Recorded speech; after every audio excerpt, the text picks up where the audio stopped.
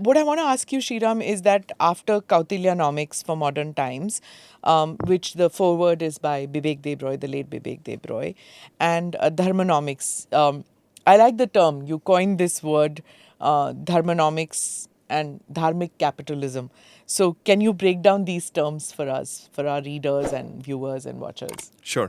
Thank you. Thanks a lot for having me in the show. I'm a big fan of your show. Thank you. I watch most of your episodes, even though it's some of them are many hours long. But anyway, so thank you for having me here.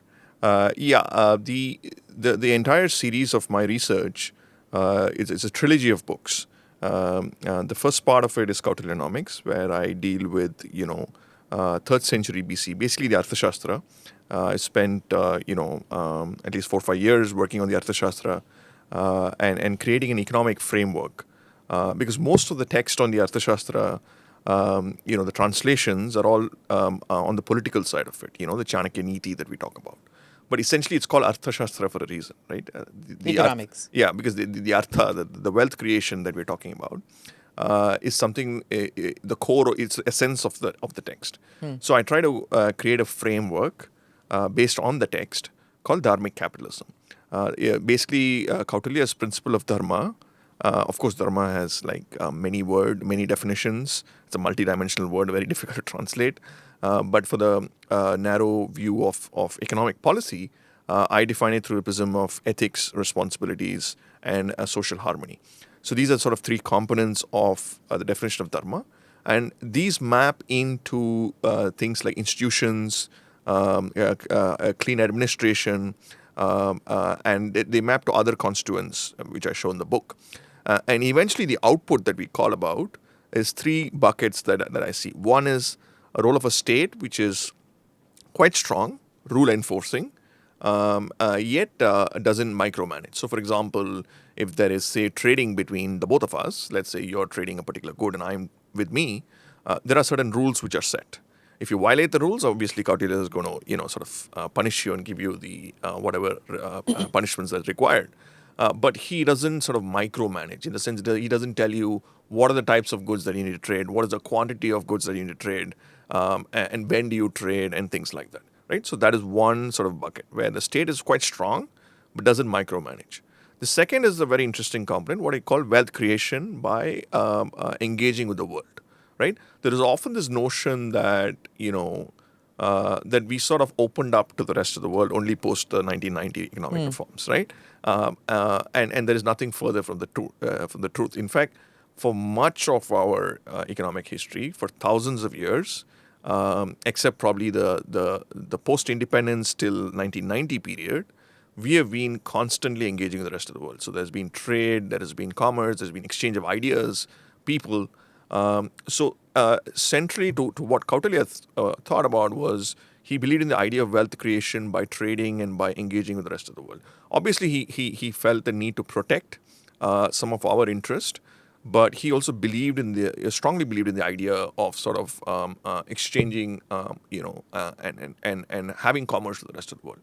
So the second bucket of this is wealth creation through sort of a global approach. Third is what sustainable growth and welfare. Right? We talk a lot about sustainability, climate change, protecting the environment, and things like that. And Kautilya advocated quite a bit for this in terms of protecting the responsibility. But he was doing it through the prism of responsibilities. I talk about familial responsibilities, societal responsibilities. And through this, he advocates for sustainable growth and welfare.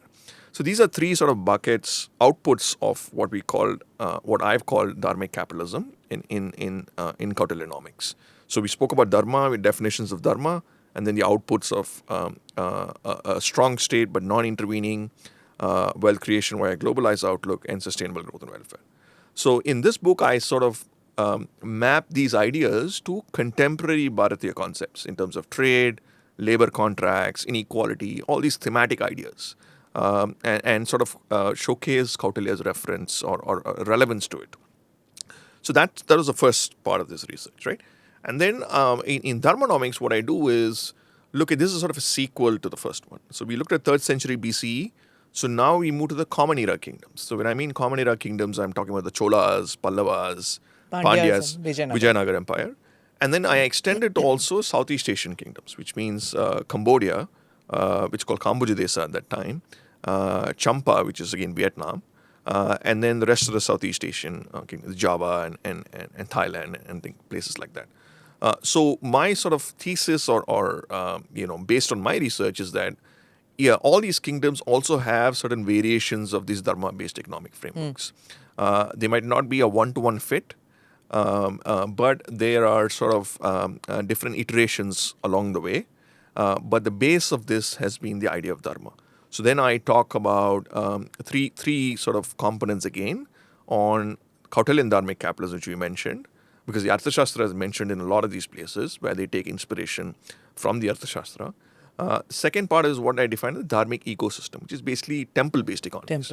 The role of the temple, we see it as sort of a primarily a religious institution, rightfully so. But beyond the religious institution, there is an entire sort of economic ecosystem that the temple generates or still generates in large sections of Bharat, especially in the villages. So the second part of it is what I call Dharmic ecosystem. Third part of it is what I call Shreni Dharma. The Shrenis were basically corporate guilds. Shreni, you start from the beginning. Right, that's right. So I give a because the Shrenis have a very long history. They go all the way till even some of the Saraswati Sindhu civilization, where there are evidences of Shrenis.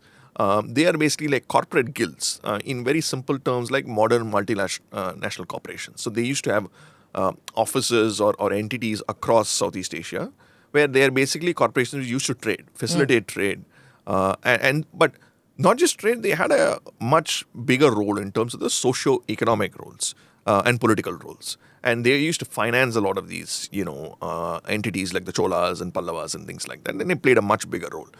So they also constitute a very important part of what I call the Dharmonomics apparatus. So we have the Kautilyan Dharmic Capitalism, the Dharmic ecosystem via the temples, and then, of course, the Shreni Dharma. Shreni. Do subscribe to the ANI Clips channel to get shorter versions of this podcast. Click here to watch the full episode.